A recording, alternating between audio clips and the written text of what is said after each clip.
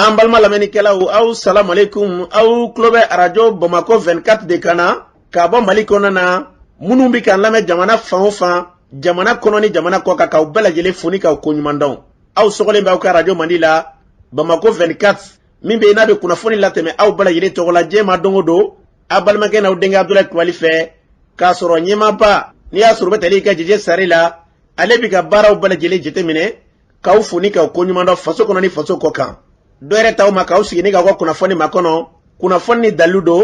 tiɲɛ ni ala ye siran kan kunnafoni gɛrɛgɛrɛ anw sigilen filɛ kɛnɛ kan o de kan ka bɛn bi kunnafoni lase waati ma bi ye araba ye bi araba bɛnnen bɛ nazara san kalo 5nan ye mɛ kalo bi o tile 5 ka bɛn 2021 san ma farafinkalo bɛ n'o ye sunkalo ye bi o tile 23 ye jatera san kalo 9 don hijira san 1442 san duwawu de bɛ kɛ ala k'a ɲɛ k'a d'an ma bakuruba fɔla bi kunnafoni filɛ k'aw ladɔnna k'a fɔ an ka dɔnkilidalaba min bɛ yen nɔ Mamadu Gassama kunungo ale minɛna ka taa Bamakɔ kasobonba la o ko kɛra tun ka kunnafoni ɲɛfɔli ko la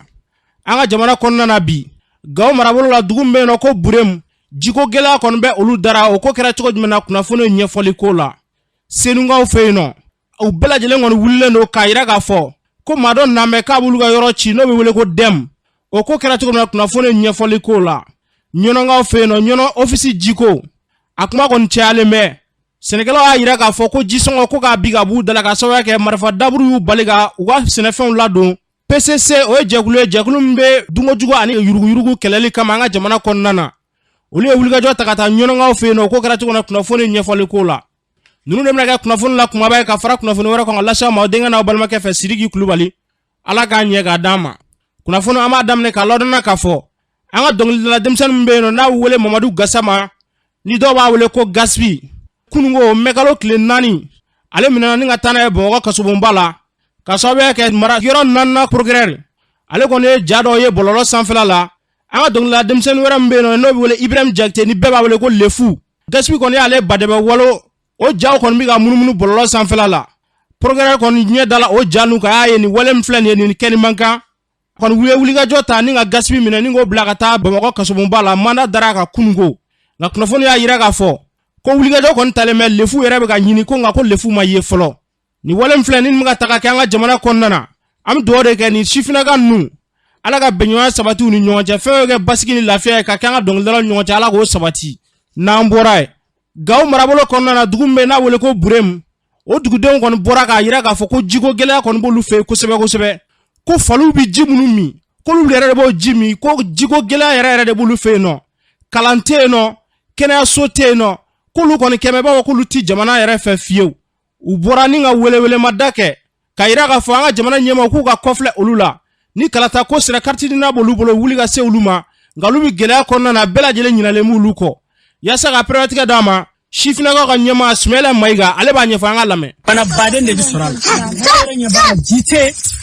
mɔgɔw bɛ mun min et puis fana ninnu bɛ kilomètre hakɛ min boli n'u bɔra midi u tɛ segin de 16h ten an filɛ nin ye 16h et quelque fo 17h an ma se ka taa parce que an bɛ yɔrɔ min na bi ne filɛ nin ye ne bɔra ka n'aw dɛmɛ de pour que u ka se k'u ka message lancer ne yɛrɛ ka village b'a la village wɛrɛw b'a la a jama ka ca parce que i bɛ bɔ yan ka taa yɔrɔ wɛrɛ a fanga tɛ anw la ni heure la parce que an bɛ sunkalo de la sinon ne bɔra yan yɔrɔ wɛrɛw fana bɛ yen ɲɛfɛ u ka ca ni 60 ni ko ye mɔgɔw kan ka taa yɔrɔ min na u ka taa u k'u manger donc ne y'a f'u ɲɛna ko kelen n b'o image kɛ an b'a bila ka taa Mali faamaw fɛ u k'a lajɛ an bɛ se ka sécurité ta mɔgɔw ye mais yan nɔ courant tɛ école tɛ ji tɛ k'a sɔrɔ maliyɛnw dɔw bɛ voter ni aw ɲɛ bɛ mɔgɔ la yan nɔ carte n'a b'a bɛ bolo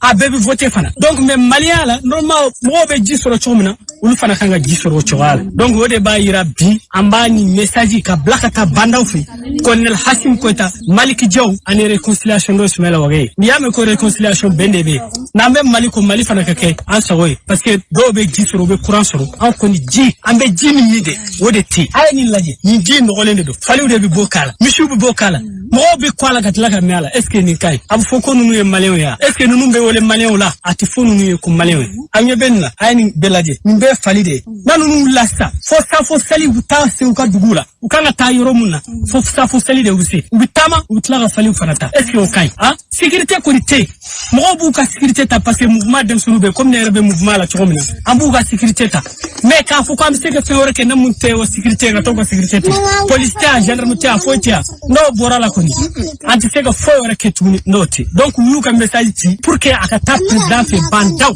i k'a mɛn k'a fɔ k'a dɔn k'a fɔ maliyɛn dɔw bɛ yen u ka hakɛ a tɛ ka d'u ma parce que pourquoi u hakɛ tɛ ka d'u ma u tɛ ka ji sɔrɔ ka min k'a fɔ ko ji kɔni tɛ sɔrɔ courant kɔni ko tɛ o école ko kɔni tɛ donc u tɛ ji sɔrɔ u tɛ école sɔrɔ u tɛ courant sɔrɔ o tɛ se ka kɛ mais u bɛ mun ɲini ko kɔlɔn u b'a fɔ ko forage de a fɔra ko kɔlɔn dɔrɔn mɔgɔ ka se ka kɔlɔn d'u ma dɔrɔn président ka se kɔlɔn d'u ma. Ni tun bɛ tali kɛ Sumayila Mayiga kan a y'a fɔ cogo min na jamana ɲɛmɔgɔw kɔfilɛ ninnu na n'o tɛ ɲɛnamaya tɛ se ka taa ji kɔ dɛ ala ka hakilina ɲuman d'a ma n'an bɔra nɔ Senikaw fɛ yen nɔ a bɛ san caman bɔ bi dugukolo ɲɔgɔn sama dɔ bɛ Senikaw ni Dɛmu ni ɲɔgɔn cɛ ko Dɛmu y'a yira k'a fɔ k'ale ta ye yɔrɔ ye kiri kɔni mana tigɛ ɲɛ o ɲɛ ma kiri bɛ tila ka taa tigɛ ɲɛ wɛrɛ ma Dɛmu kɔni y'a yira k'a bɛ n'u ka yɔrɔ ci kari don Senikaw farala ɲɔgɔn kan ka wele bila jamana ɲɛmɔgɔw ma k'a yira k'a fɔ k'olu ka yɔrɔ kɔni k'a tɛ ci bi a tɛ ci sini yasa ka priorité d'a ma an ka maa dɔw ka seereya lamɛn. Adamaden n'i tɔɔrɔla i bɛ saya fisani balo ye parce que nin tɔɔrɔ tɛ fila ye tɔɔrɔ bɛ an ka ci ko médiaw bɛ yan bi Mali ko ye o de ye kuma bɛ fɔ faamaw ye u b'a ɲini u b'a kuru u b'a da cikan min kɔni b'an bolo k'a f'u ye Dɛmu ka papier u ka wuli k'a ɲini mais min f'u ye u kana taa yɔrɔ jan dɛ a ko a ka yɔrɔ ye Jatula de ye o de b'a ka papier kan k'ale ka yɔrɔ ye Jatula ye mɔgɔ minnu filɛ kɛlɛ mɔgɔ mɔgɔ bɛ yan ala y'u da Amadu ka filo k'u bɛ Jatula yan u bɛ selu de a ka fɛn a bɛ ni bɔgɔ ye de inshallah ale bolo yɔrɔ min ka fɛgɛn dɛ o yɛrɛ de ka di anw kɔni bɛ yan a kɛra d'a ma k'a fɔ ko a bɛ taa garde national a taa mɔgɔ dama dama ni polisi dama k'o ta ka taa n'a ye jata ni a kɛra ni armée yɛrɛ de ye yan dɔwɛrɛ tɛ o armée mɔgɔ minnu bɛ yen fasodenw minnu bɛ yen anw kɔni sigilen bɛ yan ne jamana bɛ wuli ka ko in ɲɛɲini ka wuli k'a ɲɛɲini n'u ma wuli k'a ɲɛɲini ko min ma deli ka kɛ Mali la a bɛna kɛ Senegal parce que Senegal u tɔɔrɔ la o tɔɔrɔ tɛ dɔwɛrɛ ne b'o fɔ jama ye bi urbanisation na quartier n'i ka surun aéroport la u b'a fɔ ko fantan sigiyɔrɔ tɛ a ye kuma in faamu parce que olu de ye waritigiw ye olu de bɛ taa jamana yɔrɔ ɲɛfɛ ka bɔ n ka so ka taa aéroport la embouteillage tɛ foyi tɛ yen Senu ɲɔgɔn t'a la donc n bɛ min fɔ a kɛra nin ye o ma kɛ nin ye a ma ban dɛ u t'a dabila fɛn dɔw tun b'a dabila an b'an fɔ ka taa nin ta ɲini la. 2010 la kiri daminɛ an ye tila jarabiya kɛnɛ kan an tun ni corridor bɛ bɔ yan ka taa commissaire tribunal fa kosɛbɛ a kɛra yan an bɛ bɔ yan 6 heures 5 heures du matin an bɛ corridor tɛ nin kɛnɛ kelen kan yan an bɛ sotarama ta cɛ ni muso ni maakɔrɔba denmuso an bɛ taa commissaire tribunal la an ye tɛnɛ sen kɔni ka taa dɔn a tuma président la cour min bɛ yen nɔ o tuma tellement o cɛ a bɛ hakɛ to ha a tuma bɛ ko komi kunnatɔ n'a ye jama ye dɔrɔn a tuma ka pistolet bɔ mɔgɔ bɛ min bɛ se k'a seereya juge kuturu tun bɛ pistolet bɔ yen k'a yɛrɛ mɔgɔ la ko pistolet b'ale bolo k'an nana ale minɛ an t'o kɔ an ma sigiyɔrɔ de kɔ donc wala o kiri an bɛ taa ni sigi caman ko la o de kama o ye kiri taga ka taa fo Cour suprême dun o ye wala danni de mais avec tout ça an bɛ jamana min kɔnɔ an ka hakili to a yɛrɛ la sigi tɛ jamana min na fɛn min bɛɛ bɛ kɛ jamana min kɔnɔ fɛn bɛɛ bɛ se ka kɛ jamana min kɔnɔ fɛn bɛɛ dagalen bɛ jamana min kɔnɔ n'i b'o jamana kɔnɔ kan k'i kɔlɔsi yɛrɛ la sinon vraiment an bɛ kɛnɛ kan bɛn an si dusu jɛlen tɛ nin ko in na so kelen jɔlen ye min ye bɛɛ b'a dɔn n'a fɔra anw bɛ yan san 20 dɔw yɛlɛmana furu kɔrɔ o ye so jɔ cogo min na gɛlɛya kɔnɔ ala de b'a dɔn n'a fɔ ko kɔnɔ ci sɔgɔmada kelen fɛ aw ni ala ka ca aw bɛ sɔgɔma ayiwa maa ma bɛ ka den tɛmɛ nin kan dugu ni kɛnɛ kan yala bi an yɛrɛ ala la an bɛ sɔngɔ de la an bɛ sunnen don ala k'u bɛɛ sira kɛ hawu jahanama jan de wele o kɔni terikɛ sunfɛ ka tɔgɔ tɔgɔ tigɛ. ne ye maa tunya wolo ko Madu Kɔnba ne de ye Senu commission lotissement président ye kabini 2007 lotissement daminɛ fɔ bi an b'a kɔnɔ an bɛ fɛn caman dɔn a kɔnɔ n'i ko bi ko n ka a détail di kana bila fɔ bi la an bɛ mɛn nka n bɛ se ka min fɔ lotissement kɔnɔna yan ale b'a dɔn Senu lotissement papier gouvernement ye min dilan ka di communiste ma k'a ka Senu a di Senuba ma ka baara kɛ n'a ye a ɲɔgɔn ma deli ka dilan Senu kelen pe de y'a papier sɔrɔ o ye nin ye ka décision dilan ka di dugu ma lotissement hukumu kɔnɔna na président ka arrêté conseil des ministres la décision taara arrêté présidentiel ka décision dilan ka titre global dilan ka di communiste ma ko Senu baara kɛ n'a ye a ma deli ka kɛ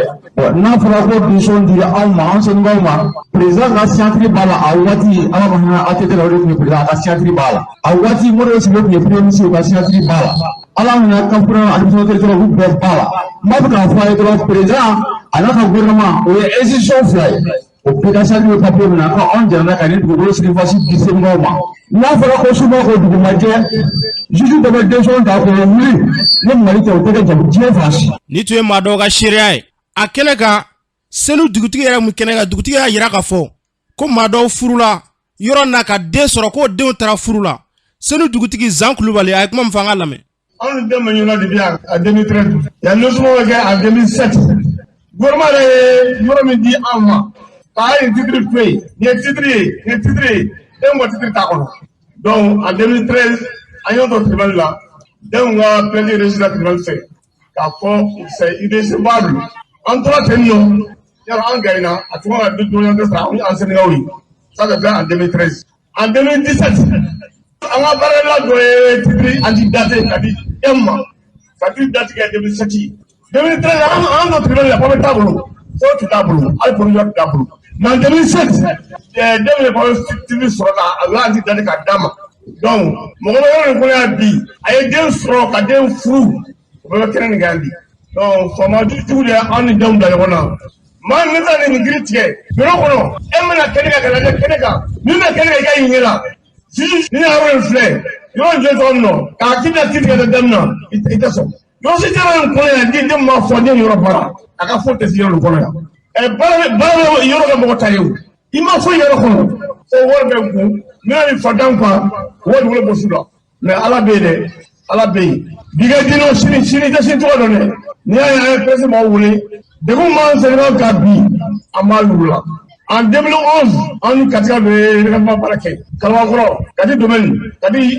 Iyem, Melibo, mi-janvier 2011, on a barqué le règlement colon. Dans un mono titre, Baba a tué des titres. Dans un mono à soi, à une souma, on a barqué 11, j'aime la pomme à Yoko. Kadla, vraiment,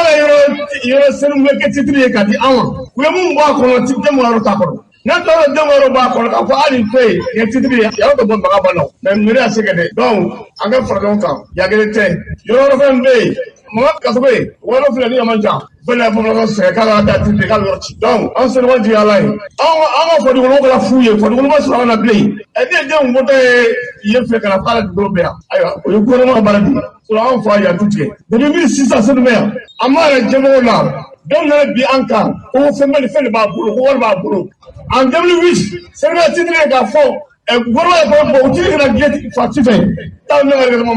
ma belle joué était du Bossé de Mouya, 2014, 2015, il y a les chaînes à Tazimaye. On a son niveau de délai, il y a 80-81. On s'en est lié. À pas foutre à Colomb. L'État taliga seni dugutigi kana Jean Koulibaly aya fa cogo mina jamana nyama ku kofla nunu na yasa obseka nyongo soro benyoya kele mina konna na cogo mina ala ga basigi na tianga jamana konna na namora no nyono nga fe no uya yira ga foko gela kon yu soro nyine jisongo ko ga biga buka oko kon ngeme nyongo sama baye Senegal ni office nyongo che fo ata se jamana nyama ma jeglu mu farala nyongo anu bi dungo jugani yurugu kele plateforme PCC oli wuliga jo takata nyono nga fe no usele nyono dugutigi bismillah dugutigi kuma mfanga lame kamene masene kitab la shop dugo dugo kon abe klonui o jama de baby abismillah ala ko benni na ko tumo ma yala ala ya ngene de na dora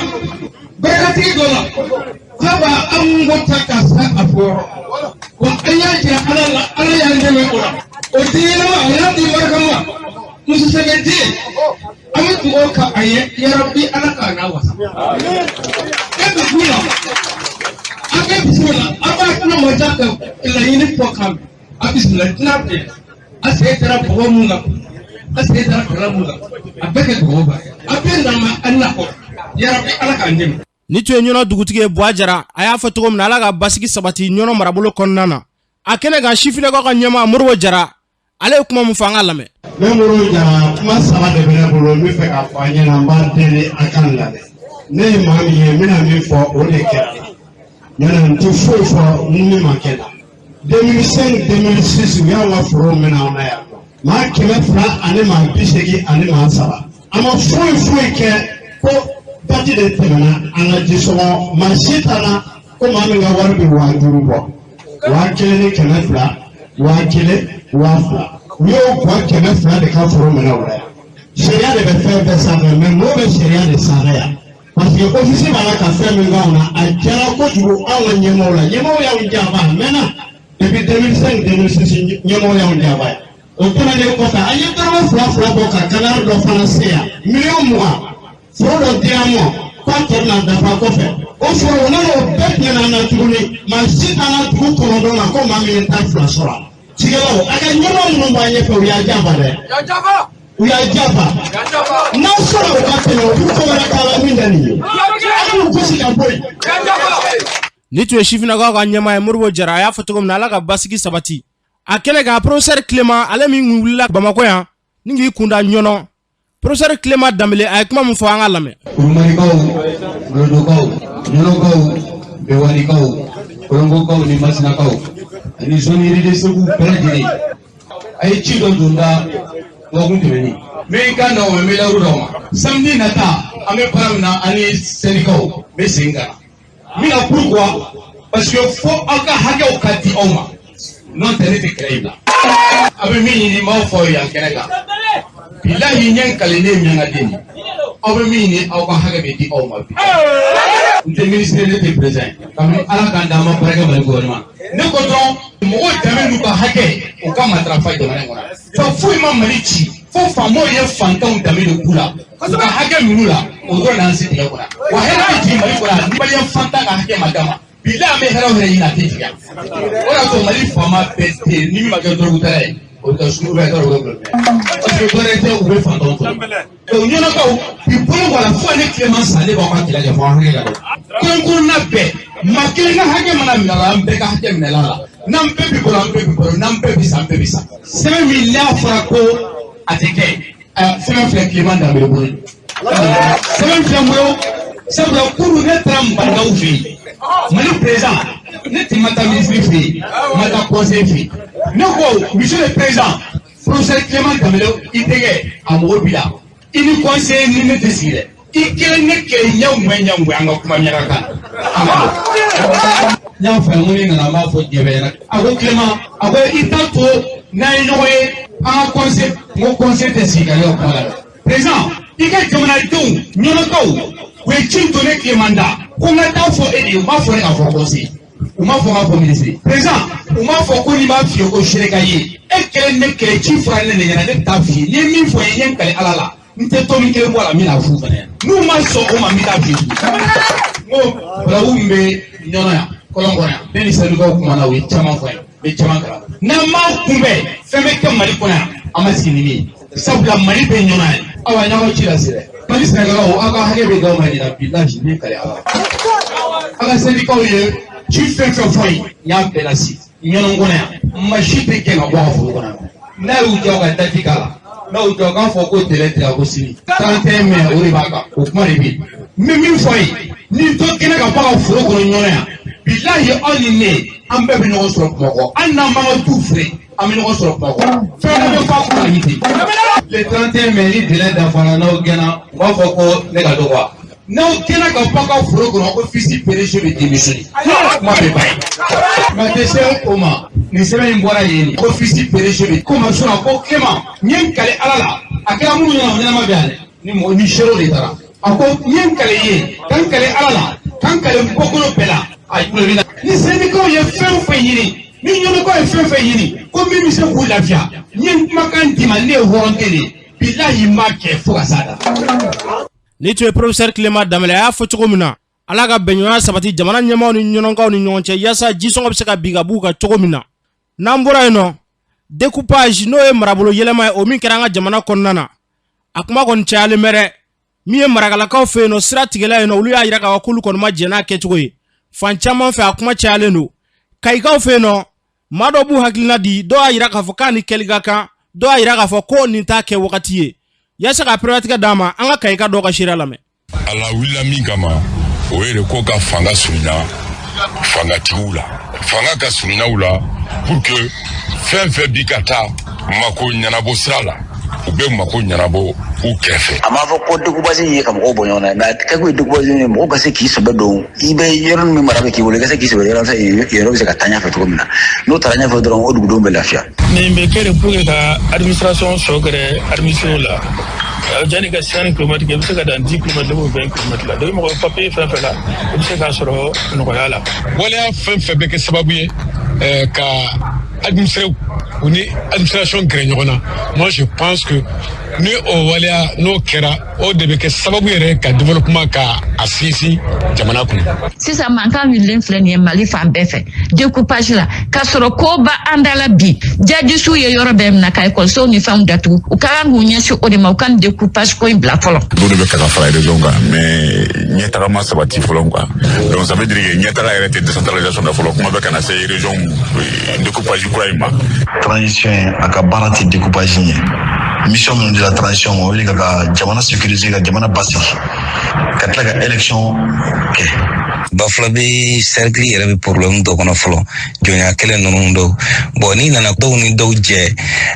ka sur sensibilisation bama ke folo pour avec décentralisation renforcée mais encore nga kala ni tay awati folo ni mara sogala maraka lawla hakila nyuma do mais ke jamana misa koro parce que korole mumbe o duma sira soro folo in qur'ana na faraka hay sambe ala dali jamana kodo ni bena la jamana misa koro ni bulu hakila nyuma do mais ce n'est pas le moment d'abord fendo be o de kakanga kele folo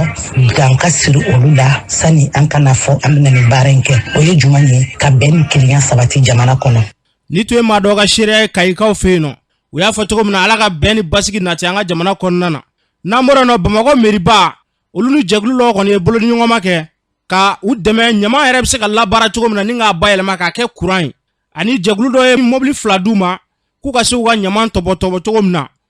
merga danga flo Fatimata Traoré anile jakulu yere ma abla yi soba angulame anga bi lasigi kunya minye ani partenaire do EDS ulubena kana anga bamako nyamande transformer ka ke kuran ka di amma donc anga bi lasigi kunya anambe barawo barake ambe conseil de wele kana uka avidi aka donc bi lasigi di sesa de kunya minye anga conseil wele kana kaira la ka fo anye barake nyondo soro na bi na anga nyamanta abanku kayele maka ke fenmi bambe nafa donc anga lasigi kunyo lasigi kun flan flan mi etuguni ali bi onyama kilinta siraka ani partenaire métropole du Grand Lyon anu bolo nyombo barala uli camion fla dama nyama chemina donc mimba ida ka fo ali bi nyama ko ye bede hami donc an woni nga bi lasigi kun fla bebe an hami do kanu ya nga nyama ko donc an bi lasigi boka an partenaire no ulu na nga nyama yele maka ke kurani Bamako bi ambe min bo par jour à peu près 1876 tonnes de déchets en bo par jour société ma go be 2000 tonnes la jolbo je ka matière première dafa donc nous na an fe kanga nyama nduma an ko ngolu kumbe an tege jane ni ka fo kunu chewni baraji non seulement na nyama yele ma ka ke kurani ensuite Bamako be na jeya parce que nyama ko ni kelime kan an wele hami bi Bamako fa be nyama eni mo go so min ka nyama yele ma ka ke kurani anta fo alhamdulillah donc abila je kunyodi bon akasuru ame faga damne sinimbe bara kunti ka bo fanga ambulu no papier na maintenant que na on bora ni kono ka protocole anga benga so protocole la ka protocole signé an on fali sinu ya damne en prele ko accompagner nyama mbula teke foyi madame le maire mu fo point flam no be ordre du jour là ne rebula flom flam be ngon soro kili parce que ni mu fo ko nyamanche nyama produit ma faga che fana di kata transformer là donc na camion fene na be na camion goma fana mu be nyamanche je pense que les deux points se rejoignent donc be ngon soro sur ce plan ni tuye Bamako maire ga danga folo ka kuma kan ka fara jagulu me dewa ta kanya shuma o ma do ka shiriya ami do de ke ala kan waliya nu sabati anga jamana konna na nyama mse ka lanu tugom na ka bayele maka ke fenwere nambora no buguni ka fe no mi e shifina ka jagulu e CNJ o nyama ya fale baraw ko ni kera buguni ka fe no akene ga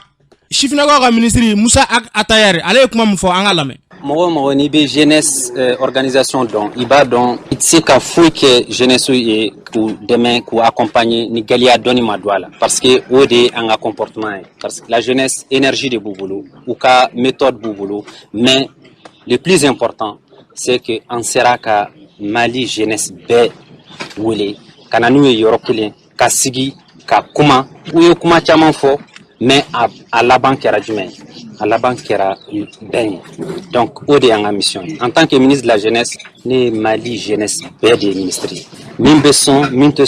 mimbe bureau là ni te bureau là ibe dugu kono ibe kongo kono ne u ka ministrie donc ne nana u lame ne be tout koro foku katla u ka barala nous tlala ambe nyogonte gemne ka barake ka Mali jeunesse demain katana inyefe ka projet ani programme d'épanouissement de la jeunesse en beau Kenyan. En a jamana be yoro minabi. Atseka foi ken jeunesse te manyon mene. Donc vraiment on peut profiter là ka message appel lancé. Nous tlala ni conférence ni là. En a tanyon soro. En a nyon ye Bamako. Ou ka fait de route nyuma seben. Ka programme d'activité nyuma seben. En bas réaliser nyon fait. Avant qu'on a buguni, on a objectif clé de Koubambolo, c'est pour que Mali jeunesse gagne soro. Au Kerabi, be tigrefo, be nyon tigemne. Ni tu demsen chifla ko ka ministre Musa Atayere. a y'a fɔ cogo min na Ala ka bɛnɲɔgɔnya sabati an ka denmisɛn sifinnakaw ni ɲɔgɔn cɛ. N'an bɔra yen nɔ kuranɛ durusiba kɛra ɲamakɔrɔkaw fɛ yen nɔ. An ka kuranɛ durusilaba mun kun bɛ yen nɔ n'a Ala ka hinɛ la Yakuba Bagayogo ale ka taasira maa dɔw kɔni bɛ k'o ta ka kuranɛ durusi kɛ. A wale kɛla ɲamakɔrɔkaw fɛ yen nɔ. A kɛnɛ ka diinɛ minisiri kun bɛ yen nɔ